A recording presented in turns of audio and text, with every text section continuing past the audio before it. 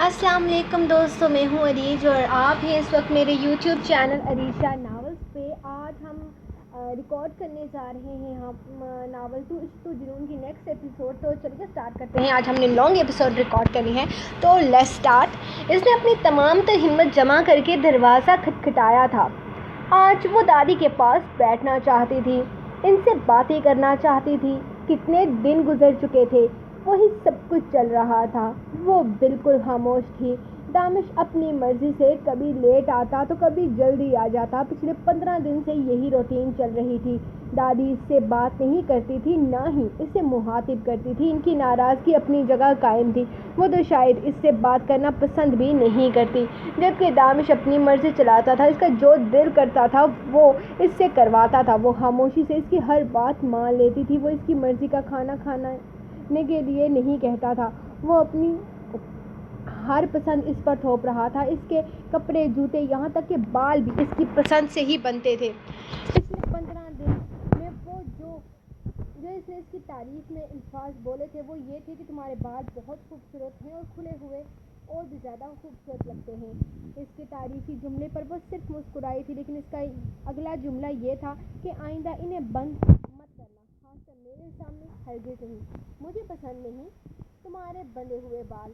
और इसके बाद जैसे वो बिल्कुल ही इन्हें बांध कर रखना छोड़ चुकी थी। कभी चेहरे पर आ जाते तो कभी उलझ जाते, लेकिन अब वो इसके सामने सब कुछ बर्दाश्त कर जाती थी, क्योंकि इसका तो कुछ ऐसा था जो इसके शोहर को पसंद था। लेकिन दानिश की गैर मौजूदगी में वो अपने बाल बंद करके ही रखती थी, क्योंकि इसे लगता था कि इसकी खूबसूरती पर सिर्फ दानिश का हक है। वो अपना आप दुनिया से छुपा कर सिर्फ और सिर्फ दानिश के लिए रखती थी, और वो कहीं न कहीं ये बात जानता भी था। लेकिन वो इस पर बिल्कुल भी नरमी नहीं दिखाता था, बल्कि इन 15 दिनों में दानिश ने ऐसा कोई शुरबा ना छोड़ा था जिस पर इसने अपनी नफरत न जताई हो। लेकिन वो इसके हर अंदाज को मुस्कुरा कर कबूल कर रही थी, जैसे इसे कोई फर्क ही नहीं पड़ता था। दानिश के लहजे से इसने मुलाजिमों को बिल्कुल मुहातिब करना छोड़ दिया था। वो किसी से बात तक नहीं करती थी और ना ही मुलाजिम अपनी लिमिट क्रॉस करते थे। अब बात अलग थी, सबको अपनी नौकरी प्यारी थी और वो किसी के लिए भी इम्तहान पैदा नहीं करना चाहती थी। इसने दादी से बात करने की बहुत कोशिश की थी, लेकिन दादी हमेशा ही इसे नज़रअंदाज करके आगे बढ़ जाती। रिजवान ज़्यादातर इनके साथ रहता था और इसकी यही कोशिश होती थी कि परिया इनके आस पास ना जाए। लेकिन आज दानिश ने रिजवान को अपने पास ऑफिस बुला लिया था और ऐसे में अच्छा मौका मिल गया था दादी से बात करने का। दादी के कमरे के दरवाजे पर दस्तक देते हुए वो अंदर से दादी की इजाज़त मिली तो वो आहिस्ता से कदम उठाती इनके पास चली आई। लड़की, तुम यहाँ क्या कर रही हो और क्यों आई हो यहाँ? क्या तुम्हें पता नहीं है इस वक्त मुझे डिस्टर्बेंस बिल्कुल पसंद नहीं। चली जाओ यहाँ से, मैं तुमसे कोई बात नहीं करना चाहती। इनके लहजे में सख्ती थी, जबकि वो बिना कुछ बोले इनके पास बैठी ज़मीन पर बैठी। जबकि दादी ने चेहरा फेर लिया। मैं जानती हूँ आप मुझसे नाराज़ हैं और मेरा चेहरा तक नहीं देखना चाहती, लेकिन मैं आपसे बात करना चाहती हूँ, आपसे माफ़ी मांगना चाहती हूँ। मैं जानती हूँ मैं गलत हूँ, मैंने बहुत गलत किया है, लेकिन दादी मेरे पास और कोई रास्ता नहीं था। खुदा के लिए मुझे माफ़ कर दें। इन चंद दिनों में एक चीज़ मैंने बहुत अच्छे तरीके से समझ गई हूँ। मैं सबकी नाराज़गी बर्दाश्त कर सकती हूँ, लेकिन आपकी नाराज़गी बर्दाश्त करना मेरे बस से बाहर है। मैं जानती हूँ आप मुझसे बात नहीं करना चाहती, लेकिन आप बताएं कि मैं किससे बात करूँ, मैं कहाँ जाऊँ? आपके पोते ने मुझे यहाँ कैद कर दिया है। वो चाहता है कि मैं वैसी ही रहूँ, लेकिन इनके अंदाज पर किसी तरह की कोई नरमी नहीं आ रही। मुझे लगता है कि कब कौन से वक्त वो मुझे आज़ाद कर दें, कब वो मुझे छोड़कर आगे बढ़ जाएं। मैं नहीं जानती कब इनके लिए एक बोरिंग शय के अलावा और कुछ नहीं रह जाऊँगी। वो दिन रात मुझसे अपनी नफ़रत का इजहार करते हैं। वो तुम्हें बेतहाशा चाहता है। अगर तुमसे नफरत करता तो तुमसे शादी कभी करके इस घर में ना लाता। बेवकूफ़ लड़की, इसके दिल में ये करवाहट तुमने भरी है। इसके दिल में नरमी पैदा करना भी तुम्हारा फ़र्ज़ है। अगर वो नफरत का दावेदार है तो तुम इसके पीछे की वजह तुम हो। अगर तुम पहले से इसे मोहब्बत करने पर मजबूर कर सकती थी तो अब तो वो तुमसे मोहब्बत करता है। बस तुम्हारी वजह से इसके दिल में सख्ती आ गई है। मेरे सामने हिम्मत हार कर रोने से बेहतर है अपने शोहर के दिल में अपने लिए मोहब्बत पैदा करो। तुम्हारी वजह से मेरा पोता आज इस हाल में है। तुम्हारी वजह से इसने इतना सब कुछ बर्दाश्त किया। इतने सालों में मैंने कभी अपने पोते की आंखों में आंसू नहीं देखे, लेकिन तुम्हारे लिए वो रोया है। मैंने हमेशा इसे जीतते देखा है, लेकिन तुम्हारी वजह से मेरा पोता हारा है।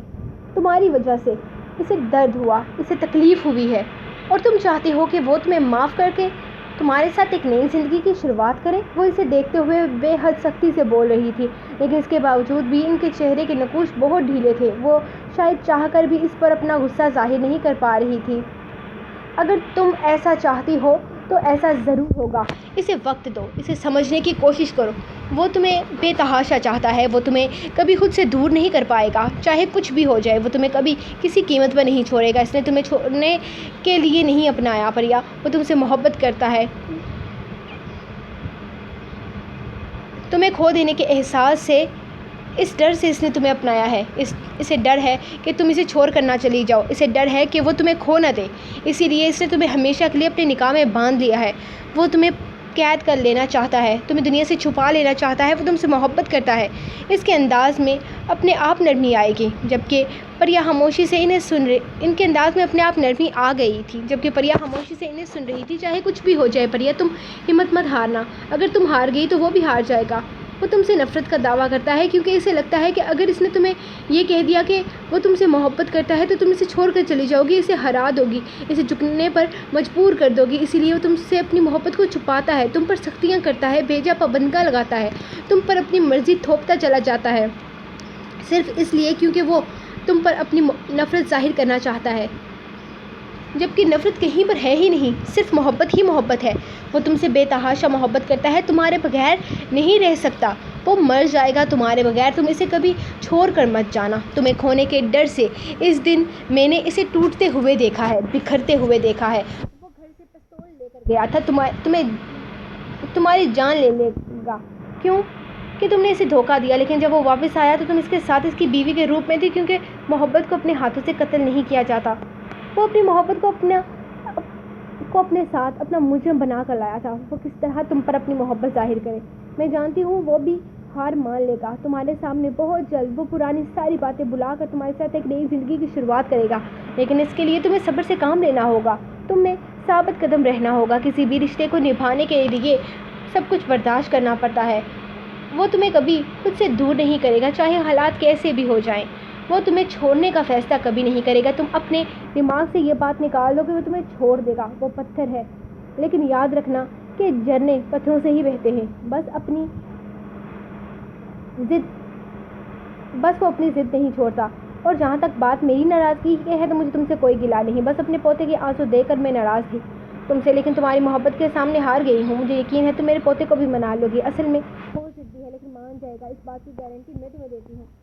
جتنا ہو سکے میں تمہاری مدد کرنے کی کوشش کروں گی، لیکن تمہیں مجھ سے وعدہ کرنا ہوگا کہ چاہے کچھ بھی ہو جائے تم میرے پوتے کو چھوڑ کر نہیں جاؤ گی، اسے تکلیف نہیں دو گی، چاہے کچھ بھی ہو جائے تم ہمت نہیں ہارو گی، تم اسے مناؤ گی۔ وعدہ کرو مجھ سے کہ تم اسے کبھی بھی چھوڑ کر نہیں جاؤ گی، کیونکہ اگر اس بار تم اسے چھوڑ کر گئی تو وہ مر جائے گا پریا، اور میں اپنے پوتے کو مرتے ہوئے نہیں دیکھ سکتی۔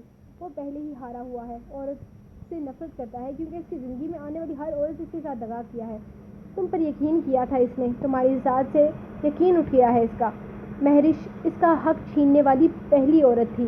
وہ اپنے باپ سے بے تحاشا محبت کرتا تھا، وہ اپنی ماں سے بھی، لیکن دونوں میں آئے دن جھگڑے رہتے تھے۔ بات طلاق تک پہنچی، رشتہ ختم ہو گیا، اور پھر دونوں نے ایک دوسرے سے بدلہ لینے کے لیے دانش کی ذات کو نظر انداز کر دیا۔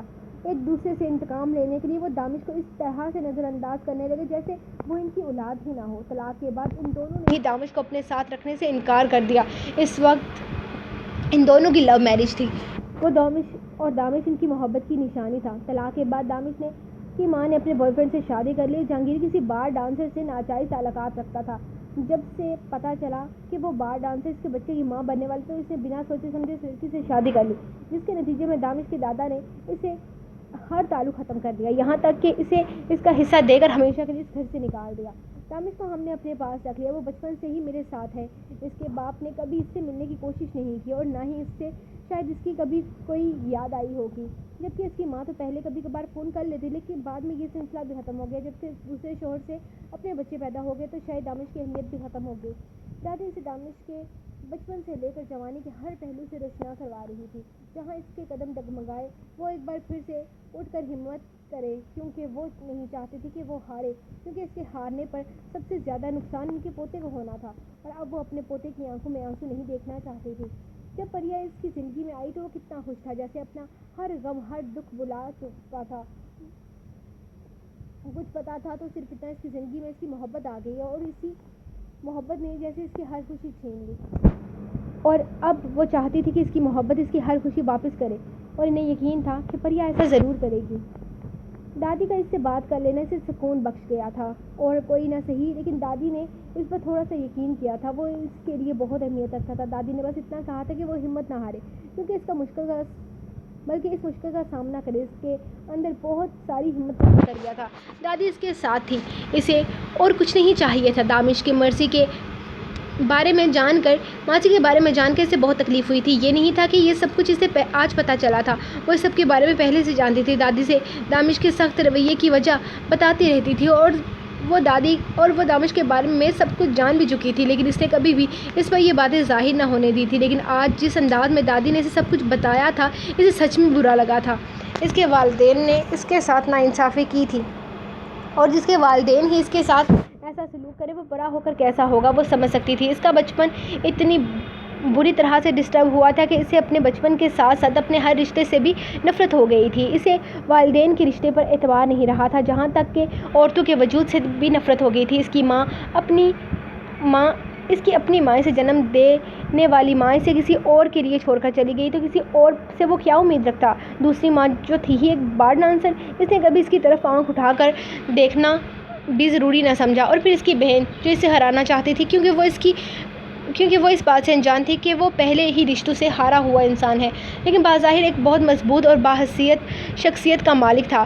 پریا جانتی تھی یہ امتحان چھوٹا نہیں ہے، اسے بہت کچھ برداشت کرنا ہوگا، لیکن اس کے لیے اتنا ہی کافی تھا کہ دامش اس سے محبت کرتا ہے، اور اس کی محبت ہی اسے اپنے پاس رکھنے کے لیے کچھ بھی کر سکتا ہے۔ ابھی وہ اس پہ اپنا آپ کبھی ظاہر نہیں کر سکتا تھا، کیونکہ فی الحال وہ اپنی نفرت کا اظہار کر رہا تھا، اور اسے یقین تھا جس دن پریا نے اسے منا لیا وہ اپنا دل کھول کر اس کے سامنے رکھ دے گا۔ وہ اپنا ماضی، اپنا حال، اپنی خوشیاں، اپنے غم، سب کچھ اس کی جولی میں ڈال دے گا، اور وہ خود بری الزامہ ہو جائے گا۔ اور پریا بھی ایسا ہی چاہتی تھی۔ جو تکلیف وہ بچپن سے برداشت کرتا آیا تھا، وہ اسے اس تکلیف سے نجات دینا چاہتی تھی۔ وہ اس کی زندگی سنوار لینا چاہتی تھی، اس کی زندگی کو خوشیوں سے بھر دینا چاہتی تھی، اور اسے یقین تھا کہ وہ ایسا ہی کرے گی۔ اسے ہمت سے کام لینا ہوگا، اسے اپنے شوہر کے دل میں اپنے لیے محبت پیدا کرنی ہوگی۔ اگر دادی اس کے ساتھ تھی تو اسے یقین تھا کہ اس مقصد میں کامیاب ہونے سے کوئی نہیں روک سکتا، اور پھر وہ تو تھا ہی اس کے ساتھ جس نے اس کا نصیب جوڑا تھا، دامش شاہ کے ساتھ۔ اسے یقین تھا دنیا میں جو بھی ہوتا ہے سب اللہ پاک کے حکم سے ہوتا ہے، اور یہ بھی اللہ کا ہی حکم تھا کہ وہ اس کی ملکیت میں آ چکی تھی۔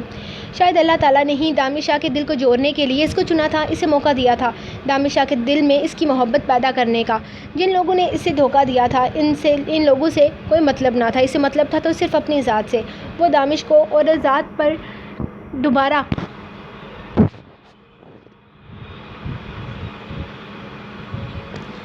بھروسہ کرتے دیکھنا چاہتی تھی، خود پر بھروسہ کرتے دیکھنا چاہتی تھی۔ وہ چاہتی تھی کہ دامش اپنے ہول سے نکلے اور دنیا کی خوبصورتی کو دیکھے۔ محبت تو کرتا تھا، لیکن محبت کو اس پر ظاہر کرنا اپنی توہین سمجھتا تھا۔ وہ اسے دھوکے باز، مکار کہتا تھا۔ دھوکہ تو اس نے دیا تھا، لیکن اس کی سزا بھی وہ سہہ چکی تھی۔ دامش شاہ کی نفرتوں کے حصار میں وہ ہر رات اس کی باہوں میں بکھرتی تھی، اور اسے اس کے رویے کا کوئی افسوس بھی نہیں تھا، کیونکہ وہ جانتی تھی کہ وہ یہ سب کچھ کر کے خود بھی خوش نہیں ہے۔ ایک دن آئے گا جب وہ اس سخت رویوں کی معافی مانگے گا، اب وہ اس پر کیے گئے ظلموں کا ازالہ کرے گا، اور وہ دن دور نہیں جب وہ اپنے ہی دیے گئے زخموں پر مرہم لگائے گا، اسے اپنی محبت کی بارش سے سیراب کر دے گا۔ وہ اسے اتنا چاہے گا جتنا کبھی کسی نے کسی کو نہیں چاہا ہوگا۔ وہ اس سے اتنی محبت کرتا تھا جتنی محبت کبھی کسی نے نہیں کی ہوگی، کیونکہ وہ صرف اس کا عشق نہیں، اس کا جنون تھی، اس کی دیوانگی تھی، اس کی محبت تھی، وہ اس کے لیے اس کا سب کچھ تھی۔ یہ بات اس نے چند دنوں میں احس کر لی تھی۔ وہ جان چکی تھی کہ پریا دامش شاہ کی زندگی میں کیا اہمیت رکھتی ہے۔ اس نے آخرکار تھک کر فون اٹھا ہی لیا تھا۔ اس وقت غصہ تو بہت آ رہا تھا، لیکن اس کا بار بار تنگ کرنا بہت ہی عجیب لگ رہا تھا۔ اس نے سوچا تھا کہ وہ ایک بار اس سے بات کر کے سارے تعلقات یہیں پر ختم کر دے گا، تاکہ جان چھوٹ جائے اس پاگل آدمی سے اس کی۔ وہ اپنی ماں کو بھی صاف جواب دے چکی تھی کہ وہ اب مزید اس سے کسی بھی قسم کا کوئی تعلق نہیں رکھنا چاہتی، بلکہ وہ اس کی اوقات بھی یاد دلا چکی تھی اور آگے اسے شادی کرنے کا تو سوال ہی پیدا نہیں ہوتا تھا، جس پر اس کی ماں نے بہت زیادہ پریشان ہو گئی تھی۔ انہیں سمجھ نہیں آ رہا تھا کہ اب وہ اپنی بیٹی کو کس طرح سے اس سے شادی کے لیے راضی کریں، کیونکہ یہ بات تو طے تھی کہ ریحان جیسے امیر کبیر کو وہ ہرگز ہاتھوں سے جانے نہیں دے سکتی تھی۔ ان کی بیٹی تو تھی ہی بے وقوف، جو اپنی بے وقوفیوں میں اتنی بڑی غلطی کر گئی تھی، لیکن وہ اس طرح کی بے وقوفی کرنے کی اجازت اسے ہرگز نہیں دیتی تھی۔ وہ بڑے گھر کا بیٹا تھا، اس طرح لڑکیوں کو چھیڑنا یا اپنے آس پاس رکھنا اتنی بڑی بات نہیں تھی جتنی بڑی بات ان کی بیٹی نے بنا لی تھی۔ مہرش کوئی اتنی سیدھی سادی لڑکی تو نہ تھی کہ اتنی سی بات پر اتنا اوور ری ایکٹ کرتی۔ اس سے پہلے بھی اس کے 2 بوائے فرینڈز رہ چکے تھے جو اس کے ساتھ بہت زیادہ فری نہ صحیح تھے، لیکن تھے تو بوائے فرینڈز ہی۔ وہ شاید ان کے ساتھ ٹائم پاس کر رہی تھی، لیکن اس کے باوجود جو رشتہ اس نے ان دونوں کے ساتھ بنایا ہوا تھا وہ اتنا بھی عام نہ تھا کہ نظر انداز کیا جا سکتا۔ یہ بات ٹھیک تھی کہ ان دونوں لوگوں کے ساتھ اس نے کبھی لمٹس کراس نہیں کی تھی، لیکن پھر بھی وہ یہ سب باتوں سے بے خبر نہ تھی۔ وہ ریحان کے دل میں ابھرتے جذبات کو بہت اچھے طریقے سے سمجھ رہی تھی۔ وہ پہلے ہی دن سمجھ گئی تھی کہ ریحان اس سے کیا چاہتا ہے، اور پھر ایسے ہی انہیں مہرش کے نخرے بالکل پسند نہیں آتے۔ 2 بوائے فرینڈز رکھنے کے بعد بھی اگر وہ ریحان کی حرکتوں سے تنگ تھی تو پھر ان کا غصہ کرنا تو بنتا تھا۔ ریحان اپر کلاس فیملی کا لڑکا تھا، اس کی بہت ساری گرل فرینڈز رہ چکی تھی، لیکن اس نے شادی کے لیے اپنے باپ کی پسند کو ہاں کر دی تھی۔ ایک تو مہرش اس کے معیار کے مطابق تھی، دوسرا وہ بے انتہا خوبصورت تھی، لیکن مہرش نے خود ہی سب کچھ برباد کر دیا تھا۔ وہ اپنی ماں کو صاف جواب دے چکی تھی کہ ریحان سے اس کا کوئی تعلق نہیں ہے، لیکن اس کے باوجود بھی وہ ریحان کی فیملی سے مل کر ان سے اچھے تعلقات بنائے ہوئے تھے کہ اگر ان دونوں میں کوئی مسئلہ ہو بھی جائے تو رشتے پر برا اثر نہ ہو۔ اس بات پر اسے برا لگا تھا، لیکن اس نے کچھ بھی نہ کہا کیونکہ وہ خود ہی ریحان سے الگ ہونے کا فیصلہ کر چکی تھی۔ لیکن آج کل ریحان اس سے معافیاں مانگ رہا تھا، وہ بھی اس کے بار بار معافی مانگنے پر کافی خوش تھی۔ اس کی ماں نے بتایا تھا یہ رشتہ ان کے لیے کتنا اہم ہے۔ اگر وہ اپنے باپ کے ڈوبتے بزنس کو بچانا چاہتی ہے تو اسے اپنے باپ کی مدد کرنے کے لیے ریحان سے شادی کرنی پڑے گی، لیکن وہ ریحان کو اس کے ایٹیٹیوڈ کے ساتھ نہیں اپنا سکتی تھی، اسی لیے وہ ریحان سے ترلے گھروا رہی تھی۔ وہ معافیاں مانگ رہا تھا، جبکہ یہاں اس کی حالت پر خوش ہو رہی تھی، یہ جانے بغیر کہ اس کی زندگی میں آگے کیا ہونے والا ہے۔ مسلسل اسے تڑپانے کے بعد آخر اس بار 22ویں کال پر اس نے اس کا فون اٹینڈ کر لیا تھا۔ کیا مسئلہ ہے تمہارے ساتھ ریحان؟ کیوں بار بار مجھے فون کر رہے ہو؟ مجھے جبکہ میں تمہیں بتا چکی ہوں کہ میں تم سے کوئی بات نہیں کرنا چاہتی، تمہیں سمجھ میں نہیں آ رہا کیوں بار بار فون کر کے مجھے تنگ کر رہے ہو؟ دیکھو میں تمہیں آخری بار بول رہی ہوں، ہمارے پیرنٹس کے اچھے تعلقات ہیں، اسی لیے میں نے انہیں ابھی تک کچھ نہیں بتایا۔ اس کا مطلب یہ نہیں ہے کہ تم مجھ سے اس بات کو لے کر بلیک میل کرو گے، وہ بے حد ایٹیٹیوڈ سے بولی، جیسے کوئی بہت بڑا احسان کیا ہو ریحان کی ذات پر۔ میں تمہیں بلیک میل نہیں کر رہا مہرش، آئی ایم ریئلی سوری، اس دن میں کچھ زیادہ ہی اوور ہو گیا تھا۔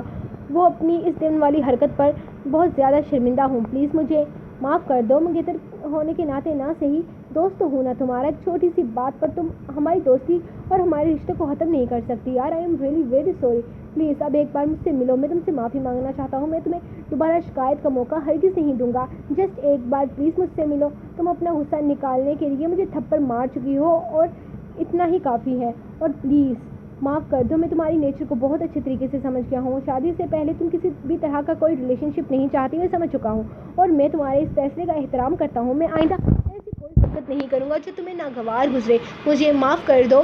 وہ اس سے معافی مانگ رہا تھا جبکہ مہرش کی گردن اکڑ گئی تھی، چہرے پر گہری مسکراہٹ آ گئی تھی، مغرورانہ مسکراہٹ۔ اچھا ہی تھا کہ وہ شادی سے پہلے اسے کنٹرول کر لے، اس کی ماں بھی یہی چاہتی تھی کہ اس کا شوہر اس کے کنٹرول میں ہو، اور ریحان کافی حد تک اس کے حسن کے قید میں تھا۔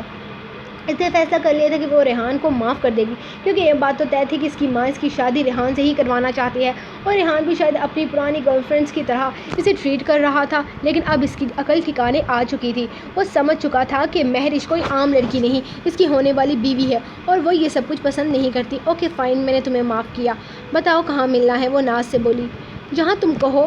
وہ خوش ہو گیا تھا۔ کل ہمارے گھر پارٹی ہے تو وہیں ملتے ہیں، اس نے مسکرا کر کہا۔ نہیں ہرگز نہیں، پارٹی میں مل کر کیا کریں گے یار، ہم دونوں اکیلے ملتے ہیں، میں تم سے معافی بھی مانگ لوں گا اور ٹھیک سے سوری بھی بولوں گا، وہ خوشامدی انداز میں بولا۔ میں نے تمہیں معاف کر دیا ریحان، اس نے بال پیچھے کی طرف چٹکاتے ہوئے کہا تھا، لیکن میں تم سے معافی مانگنا چاہتا ہوں، پھر بھی میرا مطلب ہے اسپیشل فیل کروانا چاہتا ہوں، تمہارے لیے کچھ اسپیشل کرنا چاہتا ہوں، کیا تم مجھ پر اعتبار نہیں کر سکتی؟ اسے برا لگ رہا تھا، وہ یقیناً اس सेल में माहिर था। ओके बाबा ठीक है, मिलते हैं। कहाँ मिलना है? मुझे एड्रेस मेल कर देना, मैं आ जाऊँगी, इसने मुस्कुराते हुए कहा। दो दिन मज़ीद बातें के बाद फ़ोन बंद हो गया था। इसके चेहरे पर गहरी मुस्कुराहट थी। तो आखिर फंसा ही ली बुलबुल तुमने। क्या इरादा है, क्या करने वाले हो इसके साथ? अकेले एंजॉय करोगे या हमें भी मौका मिलेगा? रेहान का दोस्त इसके पास बैठते हुए इसे देखते हुए बोला। वो रेहान की नहीं बल्कि इसके माँ बाप की पसंद थी, तो इसे भी पसंद ही थी। वो इससे शादी भी कर लेता अगर वो इसे थप्पड़ ना मारती। इसकी हिम्मत कैसे हुई थी? इसका बाप इसके बिजनेस के लिए इसके बाप के तरले कर रहा था और इसकी बेटी इस पर हाथ उठा रही थी और वो इसे ऐसे ही जाने देता। अकेले क्यों एंजॉय करूँगा, तुम सब भी आ जाना। इस थप्पड़ के बदले में ऐसा थप्पड़ मारूंगा कि सारी ज़िंदगी याद रखेगी ये महरिश जहांगीर शाह कि इसने किससे पंगा लिया है, इसे भी तो पता चलेगा। तैयार हो जाओ महरिश बीबी, तुम्हारे मुंह पर मैं थप्पड़ मारूंगा, इसकी गूंज तुम्हें सारी ज़िंदगी सुनाई देती रहेगी, कभी आईने में अपनी शक्ल नहीं देख पाओगी। वो परसकून सा बोला था, इसके साथ आने वाले वक्त को याद कर रहा था। वो जानता था कि इससे पहले भी इसके बॉयफ्रेंड रह चुके हैं।